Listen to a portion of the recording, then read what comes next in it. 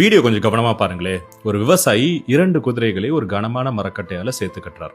ஒரு பக்கம் பசுமையான புல், இன்னொரு பக்கம் சுத்தமான தண்ணீர். வேலையும் கொடுக்க மாட்டார், அடிக்கவும் மாட்டார்.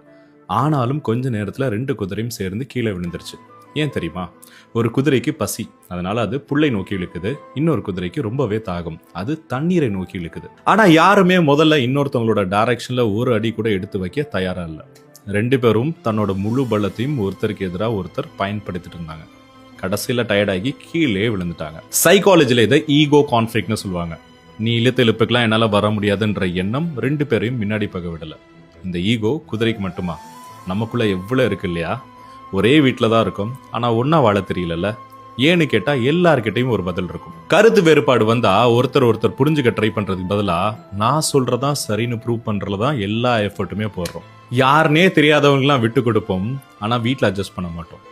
ரோட்ல யாராவது தெரியாம இடிச்சுட்டா சிரிச்சுக்கிட்டு பரவாயில்ல தெரியாம தானே இடிச்சிங்கன்னு சொல்ற நமக்கு வீட்டுல ஒரு தோசை நம்ம நினைச்ச மாதிரி வரலன்னா வீடே 2 போயிடும். இன்னமும் உங்களுக்கு புரியல? சேர்ந்து முன்னாடி போகணும்னா சம்டைம்ஸ் ஒரு ஸ்டெப் பின்னாடி எடுத்து வைக்கிறதுல தப்பே இல்லை.